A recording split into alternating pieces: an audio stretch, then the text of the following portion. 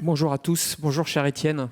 Bonjour Alban. Voilà, déjà un grand merci d'avoir accepté notre invitation ce matin pour ouvrir cette journée de travail des professionnels du livre, auquel tu appartiens pleinement, du reste. Moi, je vais te tutoyer, ce sera plus simple. Je te présente. Si, bien sûr, il est important de le faire, mais vous connaissez bien sûr les travaux d'Étienne en qualité de physicien, en qualité de philosophe des sciences, historien des sciences aussi, et puis producteur de radio avec cette fameuse émission qui en est à sa 500 ou quelque Je chose. compte pas. Je crois 500, je crois. je crois que tu as dû dépasser les 500 voilà, émissions autour de la conversation scientifique qui est sur France Culture le samedi de 16h à 17h. Et bien sûr, Étienne, auteur de très nombreux livres, dont la dernière publication, Éloge du dépassement avec Thomas Pesquet, voilà, est totalement d'actualité. Mais il y a bien sûr d'autres livres marquants, récemment Court-circuit, Transport physique, et puis Le goût du vrai également, voilà, et d'autres. Étienne, j'ai souhaité te faire venir aujourd'hui pour finalement ouvrir notre réflexion qui va avoir des aspects très professionnels, sur ce questionnement du pouvoir des livres, du pouvoir intellectuel, du pouvoir social des livres, et notamment au travers du prisme qui est le tien en premier lieu, qui est l'histoire des sciences.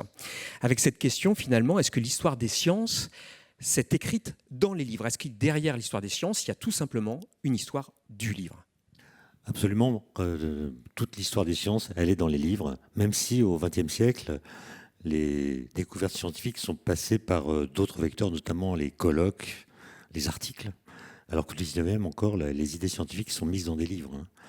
Et aujourd'hui, c'est un peu moins vrai. Les livres, ils arrivent plutôt après les articles. Les articles fondateurs, les grandes idées sont d'abord publiées dans les articles, et ensuite elles sont en quelque sorte digérées dans des livres qui viennent un petit peu après. D'ailleurs, j'ai une belle citation pour dire ça, de Paul Valéry. Rien de plus original, rien de plus soi que de se nourrir des autres. Le lion est fait de moutons assimilés. Mais moi, je dirais que le livre, c'est le lion, et les articles, c'est les moutons qui sont assimilés. Je rebondis sur ce que tu viens de dire. En prenant mon train ce matin, je me replongeais dans ton dernier livre, et il y a cette citation, mais ça correspond à ce que tu dis là. Et je voulais qu'on le lise ensemble avant d'entrer plus dans l'histoire des sciences. Voilà ce que tu écris dans Éloge du dépassement. Quant à la physique des particules, elle n'est pas facile à vulgariser correctement. On a sacrément du mal à la transmuter en une culture commune, en un savoir capable de vraiment infuser dans la société. On est au cœur du sujet là. Qui donc saurait dire, même de façon vague, ce qu'est le boson de Higgs, cette particule fascinante qu'on a fini par détecter en 2012? Pourtant, c'est bien la population qui alimente ses recherches par ses impôts. Peut-être convient-il de renforcer l'idée que l'une des missions du chercheur, et là je pèse tes mots, voir son éthique suprême, tu y vas carrément, consiste à parler le plus largement possible de ce qu'il sait et des questions qu'il se pose. Oui, alors c'est une éthique un peu haut placée. En fait, dans l'histoire des idées en physique, il y a, en gros, je caricature, il y a 3 phases. Il y a Aristote. Et la physique, elle se dit avec des phrases. Quand vous lisez la physique d'Aristote, c'est des phrases quasiment de la langue commune. On dit les lois physiques avec des mots. Et puis il y a une première rupture avec Galilée. On dit la physique avec des mots, mais les énoncés de la physique, les principes, sont contradictoires avec l'intuition. C'est ce livre-là. Voilà. Le discours sur 2 sciences nouvelles de Galilée. En fait, Galilée, il comprend que le monde dans lequel on vit, le monde, c'est-à-dire la Terre, l'atmosphère, pas l'univers, le monde dans lequel on vit, dans lequel nos corps sont condamnés à demeurer, en fait, ce monde cache les lois physiques. Parce que dans notre monde, les lois physiques sont enrobées de phénomènes physiques qui empêchent de les voir. Je donne un exemple. Dans notre monde, les corps lourds tombent plus vite que les corps légers. C'est ce qu'on voit. Mais c'est faux. C'est faux. En fait, ça vient du fait qu'on n'est pas dans le vide. Et ce qui empêche les corps de tomber à la même vitesse, c'est la résistance de l'air. Bref, des phénomènes qui n'ont rien à voir avec la gravitation, mais qu'on avait, avec Aristote, eu tort d'attribuer à la gravitation. Donc en fait, ce qu'il montre, c'est que si on veut comprendre les lois physiques, il faut sortir du monde, aller dans l'univers par la pensée, fabriquer des concepts et ensuite revenir interroger le monde avec des nouvelles lois qui, en général, contredisent les phénomènes qu'elles expliquent. Je donne juste un exemple. Le principe d'inertie de Galilée, qu'il énonce dans ce livre. un corps qui n'est soumis à aucune force, a un mouvement rectiligne et uniforme. Mais c'est quoi ça ? Ça n'existe pas. Dans notre monde, c'est l'immobilité qui est contagieuse. Si je fais du vélo et que j'arrête de pédaler, mon vélo s'arrête. Donc c'est l'immobilité qui est contagieuse. Et j'en déduis que pour qu'un corps soit mis en mouvement, il faut qu'il subisse une force. Et Galilée dit non, pas besoin de force. Mais alors pourquoi on pédale ? Pourquoi on pédale ? Donc c'est une physique qui est complètement contre-intuitive. Mais on peut la dire avec des mots. Le principe, en l'occurrence, s'énonce par une phrase. Et puis après, il y a le XXe siècle. Et là, le XXe siècle montre que pour dire la physique, il faut renoncer aux concepts familiers qu'on utilisait jusqu'alors. Prenez E égale mc2, formule d'Einstein de 1905, qui dit que la propriété d'une particule, par exemple sa vitesse, peut devenir une particule. Dans notre langage courant, dans notre monde, les concepts de mouvement et d'objet sont complètement distincts. Évidemment, un objet peut être en mouvement, mais un mouvement n'est pas en lui-même un objet. Et Einstein nous dit ici, la vitesse d'un objet peut devenir un objet, chose qu'on n'a jamais vue dans notre monde. Et ça, c'est ce qu'on appelle l'einsteinisme. C'est-à-dire qu'on peut toujours dire la physique avec des concepts, dans des phrases, à condition que ces concepts soient des concepts non familiers, étranges, qui contredisent notre intuition. Et puis il y a eu la physique quantique, et alors là, on est dans un autre monde. Depuis 1980, quand on a démontré ce qu'on appelle l'intrication quantique, la non-séparabilité quantique, là, il n'y a aucune phrase qui soit juste, il n'y a aucune image qui soit exacte. Pour comprendre ce qu'est ce truc, il faut écrire les équations. Et les équations sont tellement étranges par rapport à notre façon de concevoir le réel qu'on ne peut juste que dire des phrases et montrer en quoi elles sont fausses, mais sans trouver la phrase juste. C'est ce que disait je ne sais plus qui, la physique, c'est une sorte d'alpinisme intellectuel où le logos est rare et la vérité mutique.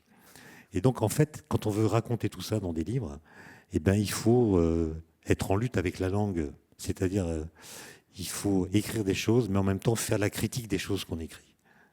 Sinon, on risque de passer à côté du message principal, d'autant plus que, moi j'ai remarqué, quand on écrit un livre, moi j'ai toujours l'impression d'être clair. Voilà. Donc, je me trouve clair. La plus grande satisfaction de tes éditeurs. Oui, mais quand je reçois des courriers de lecteurs ou que j'ai des discussions avec eux, je me rends compte que la transmission n'est pas parfaite, quoi. Chacun lit le livre à sa façon. Enfin, le livre éclaire les gens plus que sur ce qu'ils sont. C'est comme si c'était un... Quand vous êtes chez quelqu'un et vous regardez sa bibliothèque, en la regardant, vous savez un peu mieux qui il est. C'est une sorte de QR code de sa personnalité. Les livres qu'on possède disent des choses de nous. Et la façon de lire un livre aussi diffracte le message qui est dans le livre de façon très subjective. Et parfois, il y a des gens qui comprennent le contraire de ce que j'ai écrit. Le drame. Ça, c'est très flippant, quoi. Et la question, d'ailleurs, je me la pose, c'est si j'avais écrit le contraire de ce que j'ai écrit, est-ce qu'ils auraient compris le contraire de ce que j'ai écrit ? C'est-à-dire la chose juste. T'es dur avec nous si tôt le matin. Bon, n'empêche, malgré toute cette difficulté, comme tu dis, d'élaborer un discours voilà, qui porte ces découvertes scientifiques, il y a quand même, on le voit bien, une volonté renouvelée des plus grands scientifiques qui ont marqué l'histoire d'aller dans cette difficulté-là, dans cette difficulté seconde, presque, d'une certaine façon, mais c'est ça, et de passer de la formule mathématique, puisque tout est mathématique, comme le dit d'une certaine façon Galilée dans le livre, à une élaboration de langue. Mais c'est quoi l'enjeu en réalité à ce moment-là ? L'enjeu, c'est comme tu l'as dit, le langage naturel de la physique depuis Newton, ce sont les mathématiques. Enfin, une partie des mathématiques, essentiellement des équations différentielles, qui ne parlent pas. Et donc, il faut tenter de dire avec des mots ce que les équations diraient si elles pouvaient parler. Elles ne parlent pas, les équations. Il faut en quelque sorte les traduire. Donc, il y a un petit risque. Est-ce qu'on traduit bien ? Mais si on prend par exemple ce livre de Newton, les Principia Mathematica, un livre absolument génial, c'est parfois que le temps est mathématisé. Galilée avait un peu fait, mais pas vraiment utilisé cette représentation. Newton, là, il dit le temps, c'est t, une variable t. Et cette variable t, elle n'a aucune des propriétés que notre langage ordinaire attribue au temps. C'est un temps qui est complètement indépendant de ce qui se passe dans le temps. C'est un temps qui n'a pas de vitesse, alors que nous, on parle d'une vitesse du temps. C'est un temps qui ne change pas au cours du temps sa façon d'être le temps. Bref, c'est un temps qui n'a rien à voir avec ce que nous pensons du temps. La question, c'est si on le prend au sérieux, comment est-ce qu'on doit dire ça? Et comment est-ce que le fait de le dire convenablement change notre pensée du temps? Bon, la question du temps, tu le sais bien, ça m'a un peu travaillé. Ce temps newtonien, il est mort dans d'atroces souffrances en 1905 avec Einstein. N'empêche que la physique, elle a une efficacité opératoire vraiment subjugante par le fait qu'elle représente le temps d'une façon qui n'est pas celle qu'on trouve dans nos façons de le penser. Et donc la question est, est-ce qu'on doit tenir compte dans nos façons de penser de ce que nous savons par ailleurs? Oui ou non? À mon avis, si on renonce, c'est dramatique. Et je donne juste un exemple. Tu as parlé du boson de Higgs. C'est une particule qu'on a découverte en 2012, 48 ans après qu'elle ait été découverte par des théoriciens. C'est-à-dire que, enfin, pas découverte, prédite. Ça veut dire que les équations de la physique sont capables de nous dire qu'il doit exister dans l'univers des choses qu'on n'a jamais vues parce que ces équations réclament qu'elles existent. Du coup, on cherche, et là, en l'occurrence, on a trouvé. Le LHC, qui est la machine du CERN qui a permis cette découverte, est toujours en fonctionnement, mais on a compris que si on veut avoir d'autres informations à plus haute énergie, il faut une autre machine qu'on a déjà dessinée, calculée. Elle s'appelle le FCC, le futur collisionneur circulaire, 92 km de circonférence. Donc il faut creuser un tunnel qui va passer sous le lac de Genève, tangenter la chaîne des Aravis. Enfin, c'est un gros truc. Gros truc. Si la machine est décidée l'année prochaine, ce qu'on espère, elle entrera en fonctionnement en 2050 pour une première phase, puis en 2070 pour une deuxième phase. Et quand on en parle aux gens, parce qu'on le fait auprès des élus locaux qui sont concernés, ils ne savent même pas de quoi il s'agit. Et ça veut dire que si on n'arrive pas à mettre les enjeux associés à ces recherches dans une culture qui leur donne du sens, on va arrêter. On va arrêter parce que ça parlera à personne. Et un début de cette machine, c'est quand même de voir comment on pourrait intégrer la gravitation dans la façon de comprendre les autres interactions de la physique. Mais ça ne parle pas beaucoup aux gens, parce que peut-être qu'on s'y est mal pris, peut-être qu'on n'a pas bien expliqué, peut-être que les gens traumatisés par leurs souvenirs scolaires considèrent que c'est incompréhensible, peut-être que c'est lié au fait qu'on ne lit plus de livres, c'est possible. J'en sais rien. En tout cas, il me semble qu'il ne faut pas lâcher. Je ne suis pas sûr qu'on ne lise plus de livres, Étienne, mais en préparant un peu notre conversation, tu m'as cité un autre livre qui, pour continuer dans notre petite histoire éditoriale des sciences, c'est celui-là, c'est le livre de Schrödinger. On reviendra à ces questions générales sur la lecture, mais juste un mot peut-être, pourquoi tu as choisi ce livre-là en particulier, qui est un ensemble d'ailleurs, je crois, de deux c'est la fusion de deux livres. De deux livres en l'occurrence. Voilà. En fait, j'ai choisi parce qu'on est en 2025. Voilà. Et Einstein, pas Einstein, Schrödinger a écrit son équation de Schrödinger il y a exactement un siècle, au mois de décembre 1925. En fait, Schrödinger, à l'époque, il a 38 ans, ce qui n'est pas le cas sur la photo, mais en 1924, il est on dirait aujourd'hui qu'il est en dépression. Il a l'impression qu'il n'a pas fait grand-chose de sa vie. En plus, il a lu l'intégralité des œuvres de Schopenhauer, ce qui n'est pas très bon pour doper le truc. Et il ne va pas bien, donc il part en vacances dans les Alpes, passe l'été de 1924 là-bas. Il écrit un petit livre qui s'appelle « Quête de chemin ». Quête au pluriel, chemin au pluriel, très tourmenté, où il explique qu'il y a un déclin de la civilisation occidentale, il parle de l'unité de la conscience, il parle de son rapport à la science, etc. Et quand il rentre, en septembre, il tombe sur la thèse de Louis de Broglie. Louis de Broglie, thèse soutenue ici, sur la dualité de corpuscules. Et Louis de Broglie, il imagine qu'aux particules de matière sont associées des ondes. Ça l'étonne, et il va se remettre dans la recherche.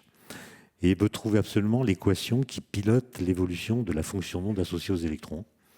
Donc avant Noël, il demande à sa femme l'autorisation de partir dans les Grisons à Arosa avec sa maîtresse, enfin l'une de ses maîtresses. Sa femme lui dit « Chérie, d'accord ». Le 27 décembre, il écrit à son ami Wien qu'il est sur le point de trouver l'équation, mais il bute sur des difficultés mathématiques, mais il sait que l'équation sera très belle. Et le 3 janvier 1926, il écrit à Hermann Weyl, qui est l'amant de sa femme, qu'il a trouvé l'équation à l'issue d'un épisode érotique fulgurant et tardif. Et cette équation, C'est celle qu'on utilise encore aujourd'hui quand on veut calculer, par exemple, l'énergie des électrons dans un atome, et elle va complètement changer, comme il le dit, la représentation du monde. C'est-à-dire que le monde quantique est un monde dans lequel rien ne se passe comme dans notre monde à notre échelle. Autrement dit, les phénomènes quantiques sont complètement invisibles, les lois quantiques sont complètement invisibles, et ce qui est remarquable, c'est que des jeunes gens, hein, c'est les pères fondateurs de la physique quantique, ils avaient 25-26 ans, hein. Les Dirac, Heisenberg, Paoli, ils sont tous nés en 1900, 1902. Ils ont trouvé des concepts qui n'ont rien de familier, mais qui sont parfaitement opératoires dans le monde de l'infiniment petit. Et Schrödinger est un de ceux qui ont le mieux traduit en phrases ce qu'ils ont découvert autrement qu'avec des phrases. Avec une matière particulièrement réputée inaudible au point de départ, ou en tout cas inaccessible pour Alors la physique quantique, on s'en fait un monde, parce qu'en effet, parce que c'est étrange. Voilà, c'est étrange. Mais le principe de base de la physique quantique, c'est le plus simple qu'on puisse imaginer. C'est un principe ultra simple qui a des conséquences énormes. Il est très simple à dire, mais il est tellement vertigineux dans ses conséquences qu'on s'en fait une montagne. Il dit simplement une chose toute bête. Vous prenez un objet physique, n'importe lequel, un électron, une galaxie. Si l'électron peut être dans l'état A, ça veut dire il est là, à cette position. Et s'il peut être dans l'état B, une autre position, alors la physique quantique dit il peut aussi être mis dans l'état A plus B. C'est tout. C'est ça le principe de base, le principe de superposition. Et la grande question, c'est quand l'électron est dans A plus B, où est-ce qu'il est ? Ces questions-là ont eu un impact social, technologique absolument colossal. Oui, d'ailleurs, un siècle plus tard, on a remis le prix Nobel donc en octobre 2025, donc il y a quelques semaines, à Michel Devoret, qui a réalisé un circuit électronique qui fait voir à une échelle où la vue est encore opératoire, un système quantique qui montre des propriétés quantiques qu'on peut voir à l'œil nu. Alors, tu l'as évoqué, la question qui se pose, c'est que voilà, le devoir d'explicitation de la science, d'une certaine façon, et de transmission de la science, on vient d'en parler, d'une certaine façon. Il faut encore qu'il y ait quelqu'un pour l'entendre, voilà, et y être disponible. Et selon toi, c'est ta vision très personnelle qu'on interroge, c'est est-ce que les livres, dans ce qu'elles portent de pensée, de lecture complexe, longue, exigeante, ont encore cette capacité à être des véhicules efficaces et nécessaires pour la transmission des savoirs. Ton activité le semble attester. Moi, j'ai été formé par les livres, donc je peux répondre que oui, mais je suis de ma génération. Je ne suis pas sûr que mes étudiants à Centrale, par exemple, aient le même point de vue. J'observe qu'ils lisent beaucoup, mais moins de livres que dans ma génération. Et moi, je pense que la transmission des savoirs scientifiques par le biais de livres, c'est une obligation que j'ai toujours considérée comme intellectuelle. C'est-à-dire qu'en physique, il y a quand même des idées magnifiques. Et il faut que ces idées soient transmises à tous, même à ceux qui n'ont pas eu la chance de les rencontrer dans leur parcours scolaire. Donc moi, mon ambition, elle était intellectuelle. Il y a des belles idées, ça peut changer la vie des gens, une belle idée. Il faut donc les expliquer pour que les gens les comprennent. Mais le Covid est passé par là, tu le sais. Et là, j'ai compris qu'on avait foiré. C'est-à-dire que la vulgarisation scientifique, c'est quand même un échec. Oui, c'est le moment où C'est-à-dire, j'ai compris que ne lisent les livres de science que les gens qui lisent les livres de science. Ça ne marche qu'auprès de ceux auprès de qui ça marche.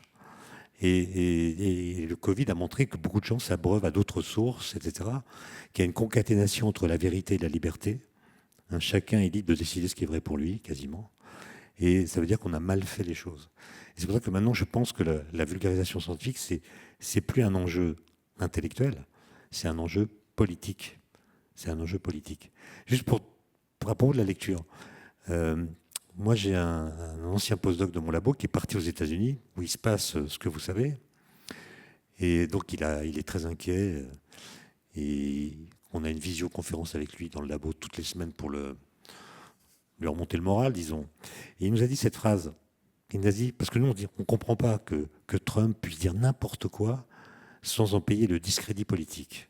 Il peut dire des énormités sans que ça lui soit reproché. Et nous, on ne comprend pas. Et il nous a dit cette phrase, il nous a dit, les gars, vous ne pouvez pas comprendre ce qui se passe ici si vous n'intégrez pas le fait que les Américains ont cessé de lire des livres il y a 15 ans. Autrement dit, Trump, il a un discours adapté à ce que pensent des gens qui ne lisent pas de livres. Et ça devrait nous alerter. Voilà. C'était un peu aussi l'alarme que tu avais formulée dans le livre que tu avais consacré au goût du vrai, en reprenant une formule. Si je devais changer le titre, tu le sais, je l'appellerais La puissance du faux. Voilà, qui ne va pas nous arranger. Il y a évidemment, et on l'a évoqué dans les discours d'ouverture, il y a cette question de l'IA qui se pose aujourd'hui beaucoup aux professionnels de l'édition, et que ce rapport, on l'évoquera, assez paradoxal, ou qui d'une certaine façon, par l'absurde, démontre le pouvoir des livres, puisque sans livre, pas vraiment d'IA, ou en tout cas peut-être pas exactement l'IA qu'on connaît aujourd'hui. Quel est ton point de vue? Je sais que tu y as réfléchi, tu as notamment réfléchi dans le cadre de réflexion sur la désinformation ou la mésinformation. Pas moi tout seul, pas tout seul, bien entendu. À l'Académie des technologies, voilà. on a travaillé pendant un an là-dessus, un groupe de travail qui a auditionné toutes sortes d'experts, et on a écrit un rapport qui est accessible sur le site de l'Académie des technologies, qui s'appelle IA générative et désinformation. Et les conclusions sont en effet plutôt inquiétantes à propos de cette puissance du faux dont je parlais, expression qu'on doit à Umberto Eco. La puissance du faux, c'est-à-dire le faux, il est plus séduisant, plus spectaculaire que le vrai. Le vrai, il est déceptif, il est compliqué, il faut étudier pour le comprendre. Et donc, on voit que dans le monde numérique, les informations fausses percolent et se transfèrent beaucoup plus rapidement que les informations vraies. Et ça pose la question de savoir ce que devient une démocratie quand la liberté est mise très au-dessus de la vérité. Comment est-ce qu'on fait pour décider d'un projet collectif si chacun a sa petite fiction individuelle à laquelle il croit dur comme fer et qui empêche qu'il soit d'accord avec ceux qui ont des idées différentes? Et le numérique, c'est ce qu'on a compris des auditions qu'on a menées, eh bien, il amplifie la force du faux de façon considérable. Le faux a toujours été puissant. Ça vient du fait que ça nous a été expliqué par des neuroscientifiques. Le cerveau, en fait, il cherche son confort psychique. Voilà. Il n'aime pas être contredit. C'était vrai avant. Les gens de gauche ne lisaient pas Le Figaro avant. Les gens de droite ne lisaient pas l'Humanité, parce que quand on lit le journal, on ne veut pas être choqué. Si on est choqué parce que raconte notre journal, on change de journal. Et les livres qui changent, les livres qui ont changé le monde se sont heurtés à la vindicte politique aussi. Mais la nouveauté, c'est que les algorithmes ont très vite fait de repérer, sans que vous en ayez conscience, votre tropisme intellectuel, culturel, vos habitudes de consommateur, vos idées politiques. Ils savent exactement qui vous êtes, alors que même vous-même, en dialoguant avec eux, vous n'êtes pas conscient de livrer les données qu'ils vont utiliser pour savoir qui vous êtes. Et ils vont vous donner des articles, des vidéos, etc., qui vont dans le sens de ce que vous croyez déjà. Ils ne vont pas vous contredire, parce qu'ils veulent... Enfin, les plateformes, c'est des entreprises commerciales, ce n'est pas des médias. Et donc, ils vont vous donner ce qu'il faut vous donner pour que vous restiez en ligne. Et ça marche assez bien. Puisque tu parles de l'IA, on sait que l'IA, pour ce qui est de l'apprentissage, c'est pas bon, parce que quand mes étudiants, par exemple, se posent une question, ils se précipitent sur Google ou ChatGPT. Alors que la question n'a même pas été mûrie. Mais une question, ça se mûrit, ça se travaille. On en discute avec des collègues, des copains, etc. On essaie de réfléchir par soi-même aux réponses possibles à la question. C'est aussi ce à quoi servent les livres. Voilà. Et si on trouve la bonne réponse, ça provoque dans le cerveau un truc qui ressemble à une sorte d'épilepsie, c'est une joie intellectuelle. Et la joie intellectuelle, elle fait que quand on a compris, après un travail de recherche, quand on a compris, ça marque la mémoire pour toujours. Alors que si on a tout de suite la réponse dans ChatGPT ou dans Google, le lendemain, on ne s'en souvient plus. Elle n'a pas produit sur le cerveau l'activité qu'il faut produire pour que ça reste gravé dans la mémoire. Et en français, le mot apprendre, il marche dans les deux sens. Apprendre, c'est apprendre. Un professeur, il apprend à des élèves, donc c'est to learn. Mais quand on est capable, mais il y a aussi to teach, c'est pas la même chose. Quand on a compris quelque chose après qu'on a été enseigné, on est capable de l'enseigner à d'autres. Et ça suppose un travail réflexif. Et je t'avais promis que je citerais Hegel. Oui, c'était notre petit. C'est incroyable. Hegel, il dit ça il y a très longtemps, donc, et ça rejoint exactement ce qui se passe aujourd'hui. Si l'apprentissage, dit-il, se bornait à une simple réception, le résultat n'en serait guère meilleur que si nous écrivions des phrases sur l'eau. Car ce n'est pas la réception, mais l'auto-activité par laquelle on se saisit de quelque chose et la faculté d'utiliser à nouveau une connaissance qui, seule, en font notre propriété. Autrement dit, une connaissance, elle suppose d'avoir été assimilée, comme dirait Paul Valéry que je citais tout à l'heure. Et l'IA ne fait pas bien ça parce qu'elle va trop vite. Et elle délivre des réponses avant même qu'on ait compris les questions qu'on lui pose. Et elle est pressée aussi de répondre de façon assez brève pour limiter son recours à l'énergie. Elle coûte beaucoup d'énergie. Hein. Le cerveau, c'est 30 watts. 30 watts de puissance. Google, c'est 10 kilowatts. ChatGPT, c'est 10 fois plus. D'accord ? Donc, à mon avis, au lieu de construire des data centers d'1 gigawatt qui réclament chacun une centrale nucléaire, on devrait lire des livres. Alors, je serais tenté de finir là-dessus, mais on a encore une minute ou deux pour aborder un aspect qui t'est cher, je le sais, qui est le rapport entre la culture littéraire et la culture scientifique. Tu en as fait d'ailleurs l'objet d'un certain nombre de tes livres. Et j'aurais que tu nous en parles un peu. En quoi, finalement, l'interdisciplinarité, pour parler vulgairement, joue un rôle, finalement, dans nos apprentissages et dans la conversation scientifique générale qu'on est tenu de tenir en société. Bah écoute, moi j'ai été traumatisé quand j'étais en classe préparatoire dans un lycée parisien. Là, je lisais des livres. Et un jour, le prof de maths a vu que je lisais un livre avant le début du cours. Il s'est précipité vers moi, il a balancé le livre en disant « Vous passez des concours scientifiques, ça sert à rien de lire. » J'avais 19 ans, à 20 ans, on lit des livres. On essaie de comprendre le monde. Donc moi, la séparation entre culture littéraire et culture scientifique, je l'ai jamais vue. Je traverse la frontière sans me rendre compte, mais même d'un point de vue purement philosophique, si j'ose dire. Regardez, quand on est en terminale, ça m'est arrivé, le prof de philo nous parle du temps un jour, pendant 3 heures. Il nous fait Saint-Augustin, Heidegger, on ne comprend rien, Kant, bon. Et puis l'après-midi, on a un cours de physique, et le prof de physique nous parle de la variable t, là. Rapidement, il dit le temps c'était quoi. Point. Le temps c'était rien d'autre. Ben moi je me dis mais si la question du temps m'intéresse, est-ce que je dois écouter le prof de philo qui parle du temps ou est-ce que je dois écouter le prof de physique? S'ils ne parlent pas de la même chose, pourquoi c'est le même mot? Et s'ils parlent de la même chose, est-ce qu'ils en disent les mêmes choses? La réponse est non. C'était évident. Donc à qui je fais confiance? Et ça oblige à croiser les connaissances sur cette question-là. Et puis d'une façon générale, enfin, c'est ce que disait Wittgenstein, les limites de mon vocabulaire sont les limites de ma pensée. Et penser, ça suppose d'avoir à sa disposition un registre de mots qui sont beaucoup plus véhiculés par les livres que par les conversations courantes. Et un livre on a parlé des livres qui ont changé le monde, voilà. Enfin, on a évoqué 2 ou 3 livres effectivement majeurs qui concentrent d'une certaine façon l'histoire à leur façon une histoire de l'humanité. Hein. Enfin, oui. On peut le dire comme ça. Là, si on revient à Étienne Klein, est-ce qu'il y a un ou 2 livres qui ont fini là-dessus qui ont... Un livre qui est paru en 1977 de Bernard d'Espagna qui s'appelle « À la recherche du réel ». À l'époque, j'étais donc étudiant, j'étudiais la physique, mais j'étudiais que les équations. Et Bernard d'Espagna, il a l'intuition qu'on va pouvoir démontrer expérimentalement la fameuse intrication quantique.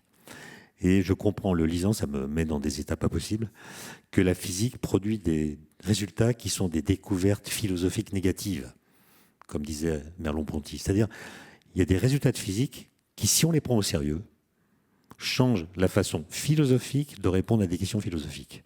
En l'occurrence, sur ce qu'on peut savoir de la réalité. Et ça m'avait complètement bouleversé. Puis un autre livre de Clément Rosset, La force majeure.